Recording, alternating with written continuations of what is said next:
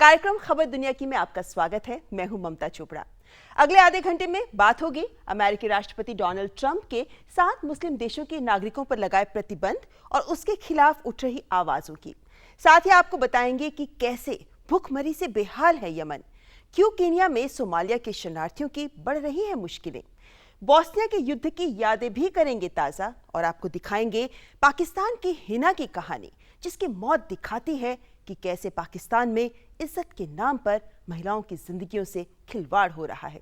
लेकिन आइए शुरुआत करते हैं बड़ी खबरों के साथ। अमेरिकी अपीली अदालत से ट्रंप को झटका, ट्रैवल बैन पर निचली अदालत का फैसला बरकरार। ट्रंप आव्रजन नीति पर जल्द ला सकते हैं नया शासकीय आदेश। ट्रंप ने वन चाइना नीति पर मारी पलटी। चीनी राष्ट्रपति शी जिनपिंग से फोन पर बातचीत के दौरान वन चाइना पॉलिसी पर चीन की भावना का सम्मान करने की जताई प्रतिबद्धता। यमन में भूख से बेहाल बच्चे भीख मांगने पर मजबूर। संयुक्त राष्ट्र ने 80% आबादी तक जल्द राहत पहुंचाने की जरूरत पर दिया जोर। खतरे में दुनिया का सबसे बड़ा शरणार्थी शिविर। देश की सुरक्षा का हवाला देते हुए केन्याई सरकार बंद करना चाहती है शिविर। बोलीविया में टिड्डों ने मचाया आतंक, हजारों एकड़ फसलें हुई बर्बाद। अमेरिका की नई रिपब्लिकन सरकार के सामने पहली ही चुनौती न्यायपालिका की ओर से मिल रही है। डोनाल्ड ट्रंप के 7 मुस्लिम देशों के नागरिकों पर प्रतिबंध के कई राज्यों की अदालतों द्वारा खारिज किए जाने के बाद अब विधायिका और न्यायपालिका के बीच की ये तकरार बढ़ती दिख रही है। हालांकि कानूनी जानकार इसके स्थायी कानूनी समाधान की ओर इशारा भी कर रहे हैं। निचली अदालत के बाद अब अपीलीय अदालत ने अमेरिका के राष्ट्रपति डोनाल्ड ट्रंप को बड़ा झटका देते हुए 7 मुस्लिम देशों के नागरिकों की अमेरिका में प्रवेश पर प्रतिबंध न लगाने के फैसले को बरकरार रखा है। नॉर्वे अमेरिकी सर्किट कोर्ट ने कहा है कि वे निचली अदालत के फैसले पर रोक नहीं लगाएंगे। अदालत ने ट्रंप के फैसले को अमेरिकी संवैधानिक और लोकतांत्रिक मूल्यों के खिलाफ बताया है। इस फैसले के बाद ट्रंप भड़क गए और फैसले को राजनीति से प्रेरित बताया। उन्होंने कहा, इससे अमेरिका में बुरे और खतरनाक लोग भर जाएंगे। हालांकि ट्रंप की इस दलील को मानना संभव नहीं होगा, क्योंकि फैसला देने वाली जजों की बेंच में 3 जज डेमोक्रेटिक जबकि 3 अन्य रिपब्लिकन रुझान वाले हैं। ये राजनीतिक फैसला है और मैं उन्हें कोर्ट में देखूंगा। जैसा कि मैंने पहले भी कहा था कि मेरा फैसला देश को सुरक्षित रखने के लिए है। फैसले से तिलमिलाए ट्रंप ने अपीली अदालत के फैसले को सुप्रीम कोर्ट में चुनौती देने की बात कही है। सुप्रीम कोर्ट में भी ट्रंप की मुश्किलें कम होती दिखाई नहीं दे रही। शीर्ष अदालत में फिलहाल 8 जजों की बेंच है। इनमें 4 रिपब्लिकन जबकि 4 लिबरल रुझान वाले जज मौजूद हैं। अगर वहां फैसला 4-4 से बराबर होता है तो फिर अपीली अदालत का फैसला बरकरार रहेगा। फिर भी एक घूसे के जवाब में फौरन 4 घूसे लगाने की नीति में यकीन रखने वाले ट्रंप को विश्वास है कि आखिर में जीत उन्हीं की होगी। ये लड़ाई हम जीतेंगे। इसके अलावा हमारे पास कई विकल्प हैं, जिसमें सोमवार को नए आदेश को नत्थी करना जारी है। कानून के जानकारों के मुताबिक ट्रंप अगर वीजा कानून में सख्ती चाहते हैं तो उसके लिए सबसे बेहतर रास्ता होगा इस पूरी प्रक्रिया को फिर से शुरू करना और कांग्रेस की सहमति के साथ एक बिल लाना जिसे संवैधानिक तौर पर चुनौती नहीं दी जा सके। गौरतलब है कि पिछले महीने राष्ट्रपति ट्रंप ने एक एग्जीक्यूटिव ऑर्डर साइन किया था। इसके तहत अमेरिका में 7 मुस्लिम देशों Syria, Iran, Iraq, Libya, Sudan, Yemen और सोमालिया से आने वाले शरणार्थियों पर नए प्रतिबंध लगा दिए गए थे, जिसके चलते करीब 60,000 से अधिक ट्रैवल वीजा खारिज हो गए थे। कोर्ट के इस आदेश पर रोक के बाद फिलहाल इन देशों के लोग वैध वीजा के साथ अमेरिका की यात्रा कर सकेंगे। अमेरिका के अगले अटॉर्नी जनरल के तौर पर जेफ सेशंस के नाम को मंजूरी मिल गई है। राष्ट्रपति डोनाल्ड ट्रंप के विश्वास पात्र जेफ सेशंस के नाम की पुष्टि ऐतिहासिक रूप से अशांत प्रक्रिया के बाद हुई। इस प्रक्रिया के दौरान सेनेटर को नस्ल और नागरिक अधिकारों पर उनके विचारों को लेकर घेरा गया। सेनेट में मतदान में कुछ दिनों की देरी के बाद 47 के मुकाबले 52 मतों के मामूली अंतर से सेशंस के नाम की पुष्टि की गई। अमेरिका के राष्ट्रपति डोनाल्ड ट्रंप ने कहा है कि जापान और अमेरिका के बीच गठबंधन प्रशांत महासागर क्षेत्र में शांति की आधारशिला है। जापान के प्रधानमंत्री शिंजो अबे से मुलाकात के बाद ट्रंप ने कहा कि अमेरिका जापान की सुरक्षा के लिए प्रतिबद्ध है। आबे ने कहा कि दोनों नेता इस बात पर भी सहमत हुए हैं कि दक्षिण कोरिया का मिसाइल और परमाणु खतरा दोनों देशों की शीर्ष प्राथमिकता है। प्राकृतिक आपदाएं तो खेती पर कहर बरपाती ही हैं, लेकिन बोलीविया के सामने एक अन्य तरह की प्राकृतिक समस्या आन खड़ी हुई है। बोलीविया के खेतों पर टिड्डियों का हमला इस कदर गंभीर बन गया है कि हालात से निपटने के लिए आपातकाल लागू कर दिया गया है, और ये समस्या भी तब आई है जब बोलीविया पहले ही भयानक सूखे से जूझ रहा है। बोलीविया के खेतों में आपातकाल है। हमलावरों से निपटने की कोशिश युद्ध स्तर पर जारी है। हमलावरों का लश्कर इतना बड़ा है कि फसलें मिनटों में ही तबाह हो जाती है। पिछले 2 हफ्ते से घुसपैठियों का झुंड सांता क्रूज के निचले इलाकों के खेतों में हमला बोले हुए है। टिड्डों के हमले से निपटने के लिए राष्ट्रपति इवो मोरेल्स ने आपात योजना तैयार की है। इसमें फ्यूमिगेशन यानी कीटों के संक्रमण पर धुएं से नियंत्रण के लिए $7 लाख की अतिरिक्त राशि तय की गई है। ये देश का वो इलाका है जहां देश के खाद्यान्न और मांस का सबसे ज्यादा उत्पादन होता है। शुरुआती दौर में सिर्फ 1 या 2 टिड्डे ही खेतों में पहुंचते हैं, लेकिन कुछ ही देर में ये पूरे इलाके में फैल जाते हैं। उनसे घास के मैदान, ज्वार और मकई के खेतों को भारी नुकसान पहुंचता है। हालात से निपटने के लिए आपातकाल लागू कर दिया गया है। टिड्डियों से निपटने के लिए आकस्मिक योजनाएं लागू की जा रही हैं। टिड्डों के आतंक से 1000 हेक्टेयर से अधिक इलाके में फसलें बर्बाद हुई हैं।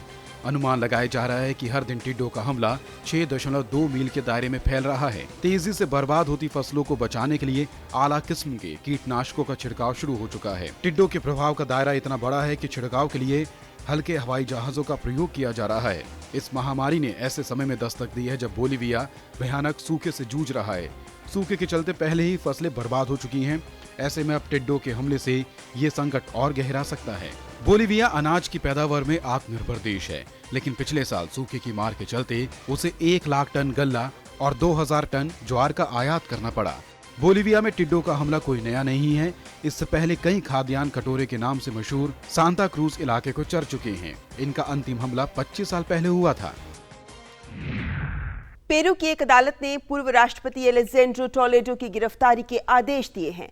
पूर्व राष्ट्रपति पर आरोप है कि उन्होंने एक ब्राजीलियन कंस्ट्रक्शन कंपनी से रिश्वत ली।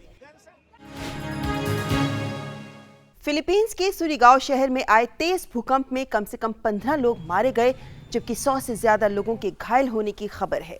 भूकंप की तीव्रता रिक्टर पैमाने पर 6.7 दर्ज की गई। भूकंप के डर से सैकड़ों लोग अपने घरों से बाहर निकल गए और खुले में रात गुजारने पर मजबूर हो गए। 2 साल के गृह युद्ध की आग ने यमन को अकाल की कगार पर लाकर खड़ा कर दिया है। भूखमरी, खाने की चीजों की भारी किल्लत से जूझ रहे यमन में कुपोषण से ग्रस्त मासूम बच्चों को इन हालात का सबसे ज्यादा खामियाजा भुगतना पड़ रहा है। लेकिन अफसोस, इन हालात से बाहर निकलने की कोई राह नजर नहीं आ रही। यमन की राजधानी साना, हौसी विद्रोहियों का कब्जा, लेकिन शहर पर सऊदी गठबंधन सेना की घेराबंदी। रह रहकर ये नाकाबंदी हवाई और जमीनी हमलों में तब्दील हो जाती है। रास्ते बंद हैं, कारोबार ठप है, खाद्यान्न की भारी किल्लत है। चूल्हों में आग तो है, लेकिन आंच बढ़ाने के लिए पर्याप्त ईंधन नहीं। जब ईंधन होता है तो पकाने का सामान नहीं, लेकिन भूख और पेट को इनसे कोई मतलब नहीं है। उसे तो बस खाना चाहिए, खाना चाहे भीख मांग कर ही क्यों न लाया गया हो। साना की गलियों में बच्चे भीख मांगने पर मजबूर हैं। यमन की कुल आबादी का 80% यानी 1,40 करोड़ लोग को इस समय खाद्य सहायता की जरूरत है, जिसमें से करीब आधे लोगों को गंभीर रूप से खाद्य सुरक्षा की आवश्यकता है। कम से कम 20 लाखों को जीवित रहने के लिए आपातकालीन खाद्य सहायता की जरूरत है। बच्चों के लिए हालात विशेष रूप से गंभीर हैं। कुल 22 लाख शिशु कुपोषण से पीड़ित हैं। इस मामले में 2015 के अंत से 53% की बढ़ोतरी हुई है। 20 लाख लोगों को जीवित रहने के लिए आपातकालीन खाद्य सहायता की आवश्यकता है। अगर तुरंत कुछ नहीं किया गया तो 2017 में अकाल की स्थिति संभव है। करीब 2 साल पहले उत्तरी यमन में बसने वाले हौसी विद्रोहियों ने मुल्क के दूसरे हिस्सों पर हमला कर राजधानी सना पर कब्जा कर लिया, राष्ट्रपति को देश छोड़ने पर मजबूर किया। हौसी विद्रोही शिया हैं, जिन्हें ईरान का समर्थन प्राप्त है। यमन में दूसरे इलाकों में सुन्नी मुसलमान बहुतायत में हैं। हौसियों का आरोप है कि पिछली सरकारों ने देश के संसाधनों को चूस लिया है और शियाओं को विकास की हिस्सेदार नहीं बनाया। राष्ट्रपति जब देश छोड़कर भागे तो सऊदी अरब उनके समर्थन में खड़ा हो गया और बमबारी शुरू कर दी। अब दक्षिणी बंदरगाह अदन पर उनका कब्जा है। सऊदी गठबंधन ने देश की हवाई और नौसैनिक नाकेबंदी की हुई है, जिसकी वजह से कोई सामान यमन में नहीं आ पा रहा है, मछुआरे मछली मार नहीं पा रहे हैं, किसान खेती नहीं कर सकते, नागरिक सेवकों को भुगतान नहीं किया जा रहा है, माँ बाप अपने बच्चों को भरपेट खाना नहीं दे पा रहे हैं। लड़ाई के चलते लाखों लोग भुखमरी की कगार पर हैं। 2016 में कुपोषण से करीब 63,000 बच्चों की मौत हो गई। चीन की दुविधा उस वक्त बढ़ गई थी जब डोनाल्ड ट्रंप ने अमेरिकी राष्ट्रपति का पद संभाला। चुनावी प्रक्रिया के शुरू से ही ट्रंप का चीन विरोधी रुख जग जाहिर था, लेकिन लगता है कि डोनाल्ड ट्रंप अमेरिकी विदेश नीति को अब समझने लगे हैं, क्योंकि ताजा खबर तो यही है कि डोनाल्ड ट्रंप ने कहा है कि अमेरिका वन चाइना पॉलिसी का सम्मान करता रहेगा। अमेरिकी राष्ट्रपति चुनाव से पहले और बाद में चीन की विस्तारवादी नीति के खिलाफ हल्ला बोलने वाले डोनाल्ड ट्रंप के रुख में अचानक उस दिन बड़ा बदलाव आ गया जब उन्होंने फोन पर चीनी राष्ट्रपति शी जिनपिंग से बात की। फोन पर ट्रंप ने भरोसा दिलाया कि अमेरिका वन चाइना पॉलिसी का सम्मान करता रहेगा। व्हाइट हाउस ने दोनों नेताओं के बीच हुई बातचीत को काफी दोस्ताना भरा बताया। चीन की सरकार ने एक बयान जारी कर एक चीन नीति का सम्मान करने के लिए ट्रंप की तारीफ की है। दोनों देश एक दूसरे का सहयोग करने वाले साझेदार हैं और साझे प्रयास से हम दो तरफा रिश्तों को नई ऐतिहासिक ऊंचाई दे सकते हैं। एक चीन नीति पर उस वक्त विवाद गहरा गया था जब राष्ट्रपति चुने जाने के बाद ट्रंप ने फोन पर ताइवान की राष्ट्रपति साई इंग वेन से बातचीत की थी। चीन ने इस पर कड़ी आपत्ति जताई थी। ताइवान खुद को चीन से अलग देश मानता है, जबकि बीजिंग उसे चीन का अभिन्न हिस्सा मानता है। वन चाइना नीति के तहत ताइवान को राजनयिक मान्यता नहीं दी जाती है। ये माना जाता है कि एक ही चीन है और उसकी राजधानी बीजिंग है। लेकिन ट्रंप ने इंग वेन से बात कर विवाद को हवा दे दी थी। दक्षिण चीन सागर को लेकर ट्रंप प्रशासन ने कड़े रुख अपनाए थे। अमेरिका के विदेश मंत्री रेक्स टिलरसन ने कहा कि चीन सागर में चीन द्वारा बनाए गए विवादित द्वीपों पर जाने की इजाजत नहीं मिलनी चाहिए। व्हाइट हाउस सामरिक तौर से महत्वपूर्ण द्वीपों की सुरक्षा के लिए प्रतिबद्ध है। हालांकि रक्षा मंत्री जिम मैटी ने पिछले हफ्ते कहा कि दक्षिण चीन सागर के विवादित मुद्दों को कूटनीतिक तौर पर सुलझाने की जरूरत है। चीन को लेकर ट्रंप प्रशासन के अचानक आए बदलाव से ये सवाल उठने लाजमी है कि आखिर वो कौन सी चीज है जिसके चलते अमेरिका को अपने स्वर में नरमी लानी पड़ रही है। डोनाल्ड ट्रंप के राष्ट्रपति बनने के बाद अमेरिका और ईरान के बीच बढ़ते तनाव पर ईरान की ओर से भी प्रतिक्रिया आई है। ईरान के राष्ट्रपति हसन रूहानी ने कहा है कि देश के विरुद्ध युद्ध की स्थिति पैदा करने वालों से वो पीछे हटने वाले नहीं हैं। उन्होंने कहा कि हमारे खिलाफ युद्ध की स्थिति बनाई गई तो उसका कड़ा जवाब दिया जाएगा। न्यूजीलैंड में भटक कर एक समुद्र तट पर चली आई सैकड़ों व्हेलों की मौत हो गई है। सैकड़ों अन्य व्हेलों को बचाने की कोशिश की जा रही है, मगर बचाव कर्मियों का कहना है कि उनकी हालत अच्छी नहीं है। 2015 की फरवरी में भी ऐसा हुआ था जब 200 व्हेलें भटक गई थी और उनमें लगभग आधी मारी गईं। यूरोपीय यूनियन को छोड़ने यानी ब्रेक्सिट के विधेयक पर ब्रिटिश संसद ने गुरुवार को प्रधानमंत्री टेरेसा मे को आगे बढ़ने के लिए बड़ा समर्थन दे दिया। हाउस ऑफ कॉमन्स में बहस के बाद हुए मतदान में विधेयक के समर्थन में 494 मत पड़े, जबकि विरोध में महज 122 मत पड़े। हाउस ऑफ कॉमन्स में लेबर पार्टी के 52 सांसदों ने मतदान का बहिष्कार भी किया। पारित विधेयक ने प्रधानमंत्री टेरेसा मे को 2019 तक यूरोपीय यूनियन से अलग होने के लिए बातचीत शुरू करने के लिए हरी झंडी दे दी है। फ्रांस में इंग्लिश चैनल के पास स्थित एक न्यूक्लियर प्लांट में धमाके की खबर है। स्थानीय मीडिया के अनुसार फ्लेमविले स्थित प्लांट के इंजन रूम में धमाके के बाद आग भी लग गई। अधिकारियों के अनुसार इस हादसे में प्लांट में किसी तरह के रिसाव का खतरा नहीं है, क्योंकि ये घटना प्लांट के बाहर की तरफ हुई। भूखमरी और हिंसा क्या होती है, ये सोमालिया के लोग भली भांति जानते हैं। दशकों से इसे सह जो रहे हैं और इससे बचने के लिए उन्होंने कीनिया में शरण ली और दुनिया का सबसे बड़ा शरणार्थी शिविर डडाब शिविर बन गया। लेकिन अब इस पर पड़ रही है इस्लामिक चरमपंथ की छाया, जिसके चलते अब इनके इस बसेरे पर खतरा मंडरा रहा है।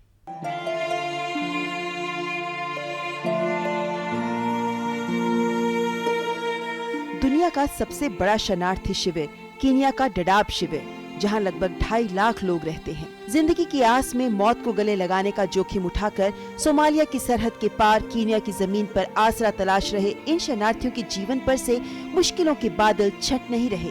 कीनिया की सरकार इस शरणार्थी शिविर को अपनी सुरक्षा के लिए खतरा मानते हुए बंद करना चाहती है, लेकिन विरोध के चलते इस शिविर को बंद करने की समय सीमा को नवंबर 2016 से मई 2017 तक बढ़ा दिया गया। अब कीनिया के हाई कोर्ट ने कैंप को बंद करने की सरकार की कोशिशों को तगड़ा झटका दिया है। अदालत ने अपने फैसले में सरकार के कदम को सामूहिक रूप से लोगों को प्रताड़ित करने के बराबर बताया। वहीं सरकार का कहना है कि अदालत के फैसले के खिलाफ अपील की जाएगी, क्योंकि 2013 में राजधानी नैरोबी के वेस्ट मॉल और 2015 में गैरिसा यूनिवर्सिटी में हुए हमले की योजना इस्लामिक चरमपंथियों द्वारा डडाब कैंप में ही बनाई गई थी। हालांकि इस बारे में पुख्ता सबूत नहीं दिए गए हैं और मानवाधिकार संगठनों ने इसे उन लोगों के प्रति अत्याचार करार दिया है जो गरीबी, भुखमरी और हिंसा से भागकर शांति के लिए यहाँ आसरा लिए हैं। सोमालिया में दशकों से अशांति है। 2012 में अंतर्राष्ट्रीय समर्थन वाली नई सरकार बनने के बाद देश में धीरे धीरे स्थिरता आ रही है, लेकिन अब भी अल शबाब के चरमपंथी एक बड़ी चुनौती है। डडाब शिविर को 1991 में स्थापित किया गया था। इसमें रहने वाले ज्यादातर लोग सोमालिया से हैं और वहां जारी संकट के कारण जान बचाकर भागकर यहां आए हैं। कुछ लोग तो यहां 20 साल से रह रहे हैं। 2011 में यहां शरणार्थियों की संख्या बढ़कर 5,80,000 तक पहुंच गई थी, जो अब 2.5 लाख के करीब है। लेकिन अब बड़ा सवाल यही है कि क्या इस्लामिक कट्टरवाद का खामियाजा इन्हें उठाना होगा या वक्त इन पर रहम दिखाएगा? ये तो वक्त ही बताएगा। दक्षिण अफ्रीकी राष्ट्रपति जैकब जुमा के स्टेट ऑफ यूनियन एड्रेस के दौरान इकोनॉमिक फ्रीडम फाइटर्स के सदस्यों को जबरन बाहर कर दिया गया। EFF के सदस्यों ने जुमा के भाषण के दौरान बाधा पहुंचाने की कोशिश की थी। मुख्य विपक्षी दल ने सरकार के इस कदम की आलोचना करते हुए सदन का बहिष्कार किया। सोमालिया में भ्रष्टाचार को मुद्दा बनाकर राष्ट्रपति चुनाव में उतरे मोहम्मद अब्दुल्लाही मोहम्मद ने जबरदस्त जीत हासिल की है। जीत हासिल करने के बाद उनके समर्थकों के बीच खुशी की लहर देखी जा रही है। विश्व संस्कृति में आज बात बोस्निया के चाइल्ड वॉर म्यूजियम की। जब देश युद्ध की आग में जल रहा हो तो सबसे ज्यादा बच्चे प्रभावित होते हैं। कितनों के परिवार उजड़ जाते हैं, कितनों के सपने धुंधले पड़ जाते हैं। 90 के दशक में युद्ध के दौरान बोस्निया के बच्चों की नजर से कैसी थी जिंदगी, इसी की झलक पेश करता है ये चाइल्ड वॉर म्यूजियम।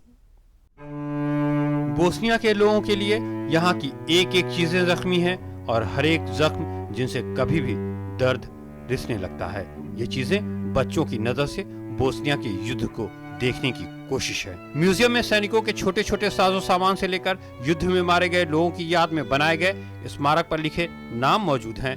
म्यूजियम में एक अधूरा खत भी है जिसे 20 साल से एक महिला ने संभाल कर रखा है। महिला की मां ने यह खत लिखना शुरू किया था, तभी उनके घर पर बम गिरा और मां खत्म हो गई। बल्कान देश बोस्निया हर्जगोविना 1992 से 1995 के बीच 3 साल के लिए गृह युद्ध की आग में जलता रहा था। गृह युद्ध के दौरान लगभग 3400 बच्चे मारे गए थे। सिर्फ राजधानी सरायेवो में 1500 बच्चों की जान गई थी। यह शहर 44 महीने तक सर्बिया समर्थित बोस्नियाई सर्ब फौजों के घेरे में बंद रहा था। सर्ब विद्रोही चारों तरफ पहाड़ियों पर बैठे थे। शहर में आने जाने के रास्ते बंद थे। ऊपर से गोले बरसाए जा रहे थे और निशानेबाज चुन चुन कर लोगों को मार रहे थे। म्यूजियम के उद्घाटन के समय जब एक बच्ची लाल रंग से सनी अपनी नन्ही नन्ही हथेलियों के निशान कागज पर उतारे तो कई आंखों में वो मंजर आंसू बनकर तैरने लगे। लाल रंग का मतलब उस वक्त गृह युद्ध में बहे खून के बारे में आज की पीढ़ी को याद दिलाना था। चाइल्ड वॉर म्यूजियम में लगभग 4000 चीजें हैं। हर चीज के साथ एक कागज पर लिखकर बताया गया है कि वो युद्ध से कैसे जुड़ी हैं। युद्ध के निशान आज भी सराइयों के घाव की तरह मौजूद हैं। इमारतों पर गोलियों के बने छेद हैं। गोलीबारी में ध्वस्त हुए कई मकान ज्यों के त्यों पड़े हैं। म्यूजियम का मकसद है उस सदमे को सामने ला पाना जिसे बच्चों ने सहा है। तो हिना ने साबित कर दिया कि हमको मिटा सके ये जमाने में दम नहीं, हमको मिटा सके ये जमाने में दम नहीं, हमसे जमाना खुद है, जमाने से हम नहीं। खबर दुनिया कार्यक्रम के आज के इस अंक में बस इतना ही। आप अपने सुझाव और अपनी प्रतिक्रियाएं हमें ईमेल कर सकते हैं। हमारा ईमेल आईडी है खबरदुनिया@gmail.com और जाते जाते हम आपको छोड़े जा रहे हैं अमेरिका के पूर्व राष्ट्रपति बराक ओबामा द्वारा वर्जिन द्वीप पर की गई काइट बोर्डिंग की कुछ रोचक तस्वीरों के साथ। आप आनंद उठाइए इन तस्वीरों का और हमारी पूरी टीम को दीजिए इजाजत। नमस्कार।